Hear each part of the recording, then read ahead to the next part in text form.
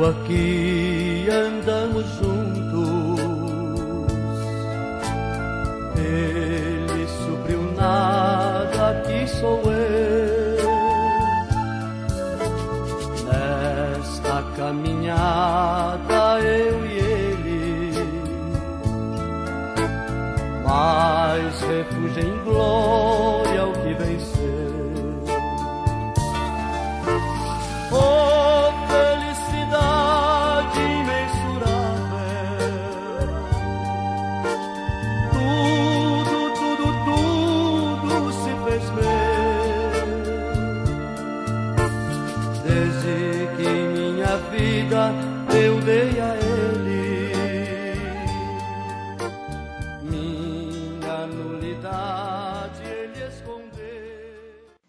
Olá, a graça e a paz de Cristo Jesus esteja com todos os nossos amados irmãos e amigos que nos veem por este canal toda semana, onde falamos acerca da revista da Escola Bíblica Dominical, editada pela CPAD.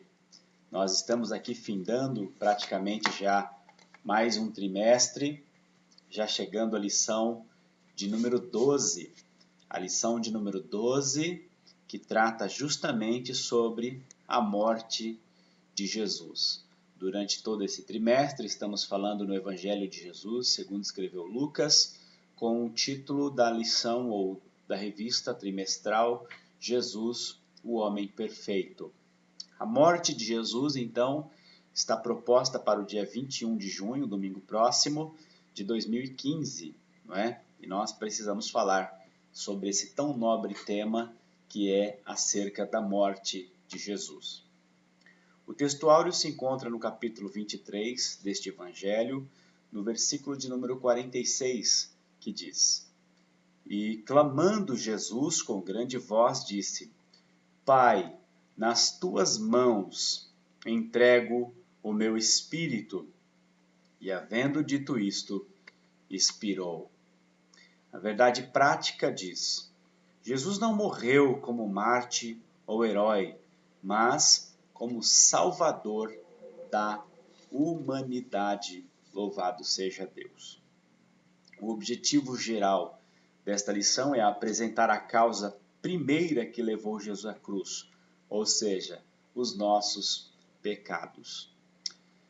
Um texto que pode ser usado em paralelo com esta lição, neste domingo, é o Isaías capítulo 53, o livro do profeta Isaías, o capítulo 53, onde se fala do servo sofredor, que nós, cristãos, acreditamos ser a representação ou a prefiguração, o anúncio daquilo que haveria de ser o Cristo, o Messias. E nós acreditamos que Jesus é quem vivenciou todas as descrições proféticas de Isaías no capítulo de número 53. O servo sofredor, portanto, para nós, é o próprio Jesus, ou Jesus ben Yosef. Nós acreditamos assim. Pois bem, nós temos aí, no período que se acerca ou se aproxima da morte de Jesus, nós temos as questões das últimas advertências e recomendações de Jesus. Uma aflição interior, não é? Que aflige ao Senhor Jesus, sabendo que a sua hora é chegada. Ele então começa a advertir os seus discípulos, não é? Como fez a Pedro e aos demais, falando acerca da vigilância, não é? Falando acerca do que haveria de acontecer. E o próprio Pedro é avisado que Satanás o quis peneirar como trigo, não é? Sabe disso, Pedro foi avisado. E o comentarista diz que nós podemos falhar e muitas vezes falhamos, entretanto, não é por falta de aviso. Ou seja, o Senhor Jesus avisou aos discípulos tudo quanto havia de acontecer. Temos também as aflições exteriores, não é? E é uma grande divergência com relação ao texto do capítulo 22 de Lucas, versículos 35 ao 38, sobre o pegar em espadas. E nós entendemos que o próprio Jesus, como está escrito lá no capítulo que me referi a Isaías, no capítulo 53, sobre o servo sofredor, já havia a ideia de que o sofrimento também é externo, não é? A guerra contra as hostes infernais da maldade se dá na aflição também externa, não somente interna, não é? O próprio Cristo sofreu e isto também acontecerá com aqueles que querem ou desejam seguir a Jesus fielmente. Então, nós devemos estar preparados para este momento, né? Jesus seria contado com os malfeitores e seus discípulos seriam identificados da mesma forma, ou seja, uma identificação exterior a que está dizendo. Com relação a pegar espadas, nós sabemos que Jesus é contrário, não é? E então não tem como ele aqui dar a ideia de algo que ele sempre foi contrário.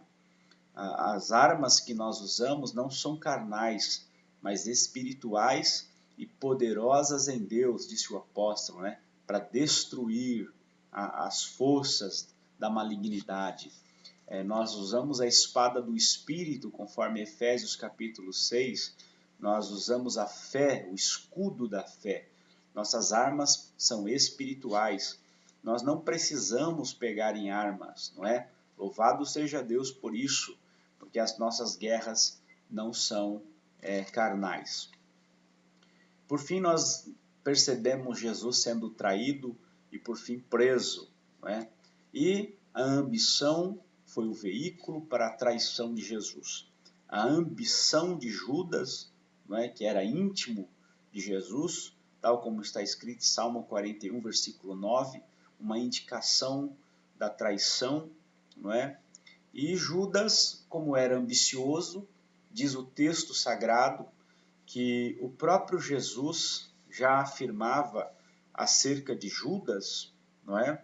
No capítulo 6, versículos 64, 65 e 70, nós vemos claramente que Jesus afirma que um deles é o diabo, não é? Um dos 12 que ele escolheu é o diabo. E Judas era ladrão, não é? Sempre foi ladrão, nunca deixou de ser ladrão. Jesus escolheu Judas, mas o Judas nunca se converteu. Nunca se converteu. Ele era ladrão, o próprio texto fala aí, João capítulo 6, está falando claramente sobre isso. Em Atos, no capítulo 1, no versículo 25, fala que Judas então abandonou o seu lugar para voltar ao seu lugar próprio, seu próprio caminho, não é? Ele já estava preparado para isso de antemão, não é? O Senhor Jesus afirmou isso claramente. Então, nós não devemos duvidar com relação a isso. O próprio Jesus, no Mateus capítulo 7, versículos 21 a 23, ele fala, não é, sobre essa questão. Vamos ler Mateus 7, 21 ao 23. Vamos dar uma lida. O que foi que Jesus falou sobre isso? Nós não podemos contradizer os textos sagrados. Nem todo aquele que me diz Senhor, Senhor entrará no reino dos céus, mas sim aquele que faz a vontade de meu Pai que está nos céus.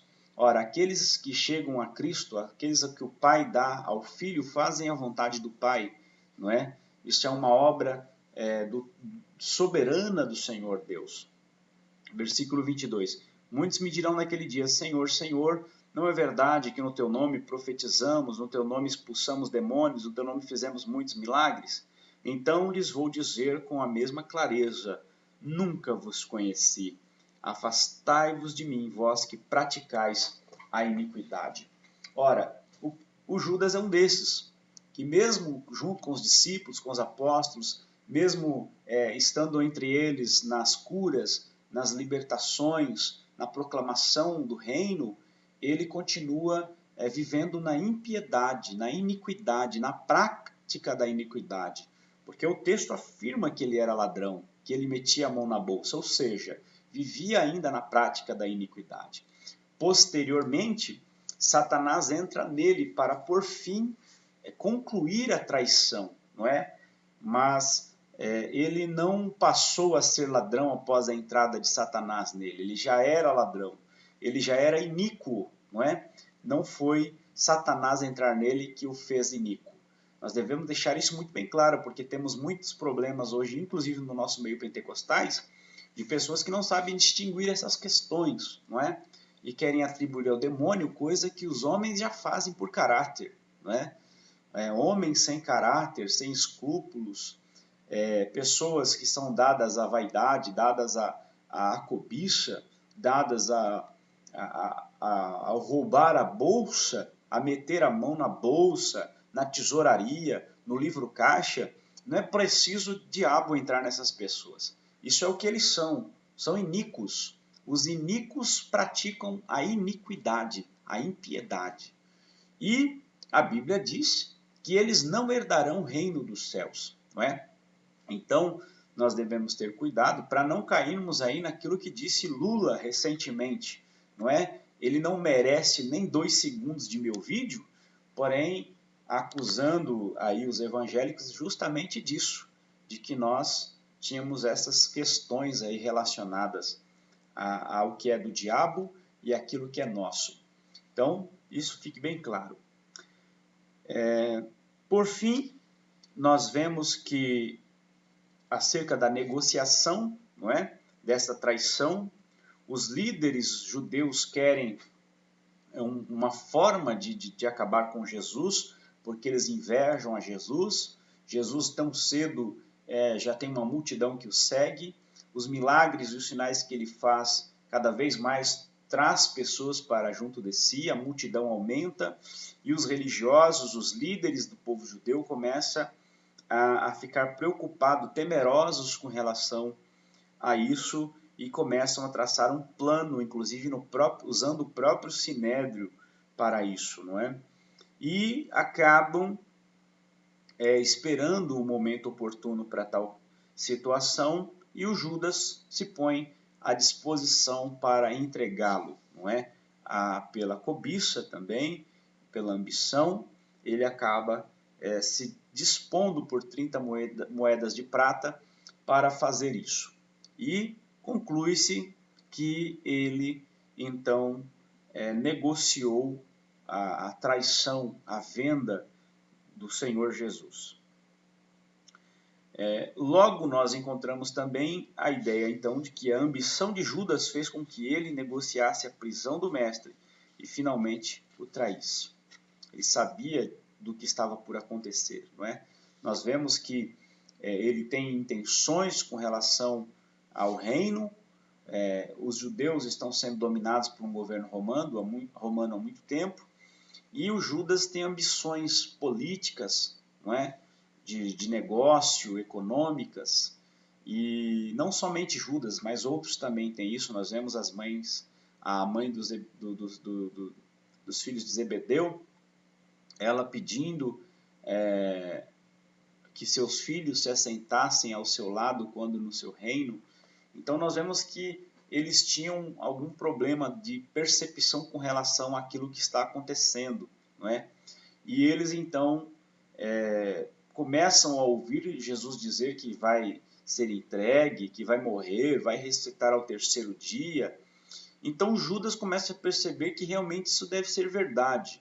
E ele precisa ganhar alguma coisa antes que isso aconteça. Já que ele não é nenhum libertário, não é? Não vai equipar a população com paus e espadas para tomar o governo romano, então ele começa a se ver em prejuízo e vai tentar ganhar alguma coisa antes que isso aconteça. Logo vem então o julgamento e a condenação de Jesus. Isso se deu na esfera religiosa, se deu também na esfera política, não é? Como eu estava citando, e eles, os religiosos, temem essa popularidade de Jesus ainda, não é? E começam a trama para matar a Jesus. Ora, os próprios religiosos vão matar a Jesus em nome de Deus, não é? Isso é um absurdo. E se nós não vigiarmos, é isso que nós estamos fazendo também, não é? Quantas pessoas aí estão matando em nome de Deus? Quantos estão excluindo em nome de Deus? Quantos estão aí nos seus preconceitos fazendo em nome de Deus? Então, isso nunca terminou e nunca vai terminar, não é? Na esfera política, nós encontramos aí eles fazendo um conluio, não é? Um conchavo para ter do que acusar Jesus. Eles entendem que não podem apresentar causas religiosas contra Jesus perante a corte romana, isso não será aceito, então eles chegam a uma conclusão, né? Que precisam encontrar brechas no que tange ao governo romano, no que Jesus está fazendo para ter do que acusá-lo. E eles então encontram. Lucas deixa claro que a acusação dos líderes judeus feita a Jesus era tríplice: desviar a nação, proibir os judeus de pagarem impostos a Roma e afirmar que ele e não César era rei. Então, essa tríplice acusação foi formulada, não é? Jesus, segundo eles, Jesus queria desviar a nação, proibindo os judeus de pagar impostos a Roma, e afirmar que ele era César e não, ou ele era rei e não César. Isso era uma acusação muito grave. Então Jesus foi acusado por sedição, entregue na causa da sedição contra o governo romano. E nós entendemos que isso era o único álibi que todos eles tinham para apresentar. Os romanos não toleravam nenhuma forma de levante contra o Estado e estipulavam para esse tipo de crime a pena capital.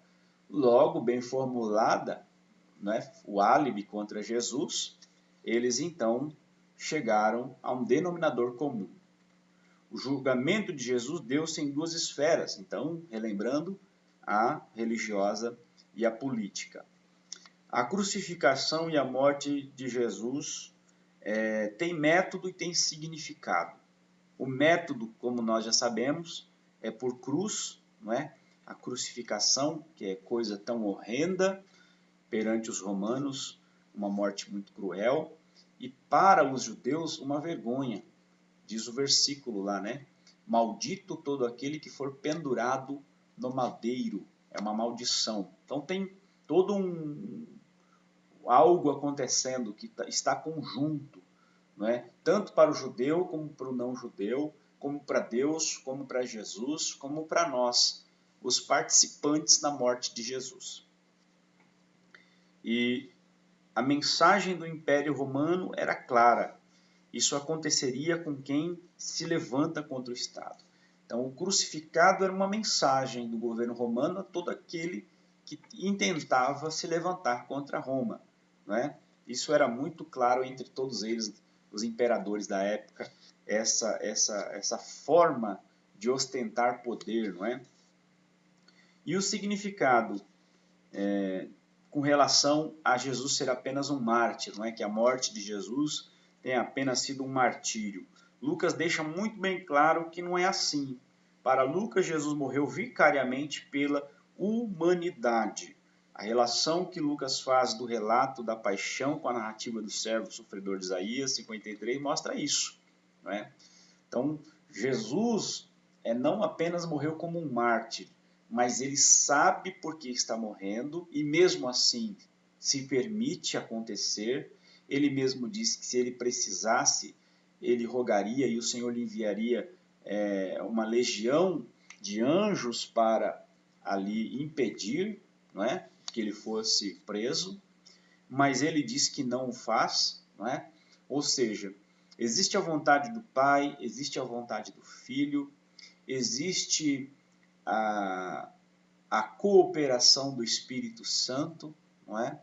E existe a cooperação, existe também a participação dos romanos, dos judeus e de todos nós. Então, é um conjunto de coisas que está acontecendo aí na crucificação de Jesus.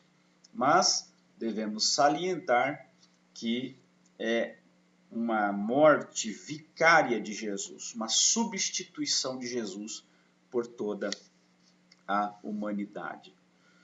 Então, nós sabemos que toda essa forma que está aí apresentada tem muito a ver com aquilo que falamos na aula passada, não é? Sobre a ceia, sobre a Páscoa, sobre o Cordeiro de Deus que tira o pecado do mundo. Nós vemos aí no Novo Testamento inúmeros textos e referências que discípulos e os apóstolos sabiam muito bem dessa figura em Cristo, do Cordeiro que tira o pecado, daquele que leva o pecado da nação, daquele que paga, o inocente que paga pelo culpado. E louvado seja Deus por esta revelação nas Escrituras, pelo acontecimento na cruz, não é? Porque nós acreditamos, a nós é dado também crer na morte de Jesus Cristo em substituição por todo pecador, na realização, na satisfação da lei divina no Calvário, no Gólgota. Nós compreendemos teologicamente, biblicamente, acima de tudo, que a morte de Jesus daquela forma tão cruel é devido aos nossos pecados, aos pecados da humanidade. Foi necessário uma morte tão cruel. Jesus morreu sem pecado e o justo pelo injusto então foi trocado. Ele levou sobre si as nossas iniquidades. O castigo que nos traz a paz estava sobre os seus ombros. Pelas suas pisaduras nós fomos sarados.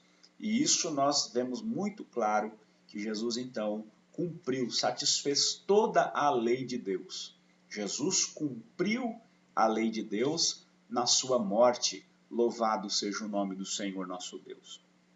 E na conclusão, nós temos aí, é um fato histórico que Jesus foi condenado pelos líderes religiosos e executado pelas leis romanas. Todavia, devemos lembrar de que a causa primeira que levou Jesus de fato à cruz foram os nossos pecados. Está em Isaías 53, versículo 5. O apóstolo Paulo também destaca este fato. Aquele que não conheceu o pecado, o fez pecado por nós, para que nele fôssemos feitos justiça de Deus. Segunda carta aos Coríntios, capítulo 5, e o versículo 21. A cruz resolveu o problema do pecado, e todos nós finalmente podemos desfrutar a paz com Deus, como está em Romanos capítulo 5, versículo 1. Deus seja louvado. De sorte que, justificados, pois, pela fé, agora temos paz com Deus em nosso Senhor e Salvador Jesus Cristo. Em Cristo Jesus foi feita a reconciliação, a pacificação, a apaziguação entre todo ser humano e Deus. Isaías 59, versículo 1, diz que os ouvidos do Senhor não estão agravados, nem a sua mão encolhida para que não possa salvar. Mas as vossas iniquidades, vossos pecados fazem separação entre vós e o vosso Deus, diz o versículo 2. Ou seja, há uma separação entre o homem e Deus. E Jesus na cruz está resolvendo este problema, tirando a separação, tirando a inimizade, tornando a possibilidade possível a paz entre o homem e Deus novamente. Por isso que ele diz, eu sou o caminho, a verdade e a vida, e ninguém vem ao Pai senão por mim. Na cruz, nós fomos reconciliados com Deus. Na cruz, nós entendemos o mistério em Deus colocar no seu próprio Filho a reconciliação com a humanidade.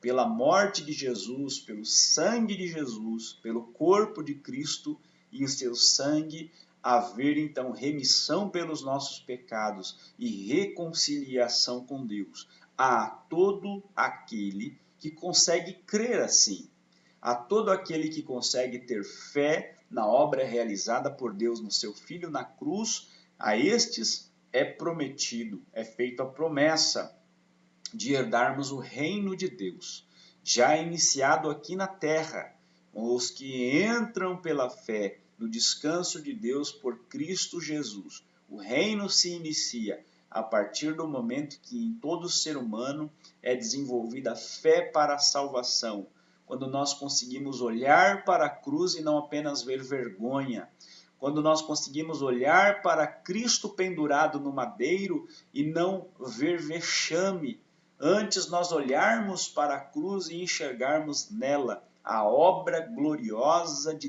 Deus, a estranha obra conforme profetizou o profeta no Antigo Testamento. Eis que faço em vossos dias uma obra estranha. E nós olhamos para essa cruz, olhamos para essa obra que parece estranha a priori, porém nós enxergamos nela a glória de Deus, a glória do Senhor Deus o Pai, em convergir em Cristo todas as coisas, as que estão no céu, as que estão na terra, as que estão embaixo da terra. Tudo convergiu em Cristo na obra da crucificação, na obra da expiação pelo pecado, enganando aos inimigos de Deus, não é? Porque todos olhando meneavam a cabeça e nenhuma beleza nele víamos, diz o profeta Isaías no capítulo 53. Os inimigos diziam, lá está, humilhado, aquele que fazia milagres e sinais entre o povo, aquele que dizia coisas muito bonitas, porém lá está humilhado naquele madeiro. Por quê? Porque eles não conseguiam enxergar a profundidade daquilo que estava acontecendo. Nós hoje, pela fé aos que são dado crer, pela fé, ao olhar para o Cristo crucificado, conseguimos enxergar a profundidade de não apenas um judeu desfigurado sobre duas madeiras sobrepostas uma à outra, mas nós vemos ali o Filho de Deus, não é? O Filho de Deus apresentado em sacrifício sobre a lenha do holocausto, o madeiro, louvado seja o nome do Senhor nosso Deus e Pai. O sacrifício humano de Cristo Jesus, o sacrifício vivo, santo e agradável a Deus, não é? Aceito por Deus, a profundidade é essa, que ele estava sendo imolado pelas nossas transgressões e aceito por Deus o Pai pela sua santidade irrepreensível. Hoje, todos somos salvos quando conseguimos olhar para a cruz e enxergar tudo isso. Quando nós conseguimos olhar para o Cristo pendurado e enxergar essas verdades, somos salvos, porque vivemos a partir dessa fé. Justificados, pois, pela fé, temos paz com Deus. Quando cremos dessa forma, a justiça de Deus passa a nós. Somos justificados porque cremos, porque exercemos fé nesta obra gloriosa do Senhor Deus. Não por obras, não é? Não vem de obras para que ninguém se glorie, não é? É pela fé, não é por obra nenhuma, é pela graça sois salvos. Nós não temos mérito, os méritos são o do Cordeiro. Nós cremos nos méritos do Cristo crucificado, mas que não permaneceu na cruz, ressuscitou, que é o tema da próxima aula. Até a próxima, se permitir o Senhor, falaremos sobre este assunto. Que Deus te dê um ótimo domingo, uma ótima aula, um domingo abençoado a você, a sua família, a congregação, em nome de Jesus. Até a próxima. Amém.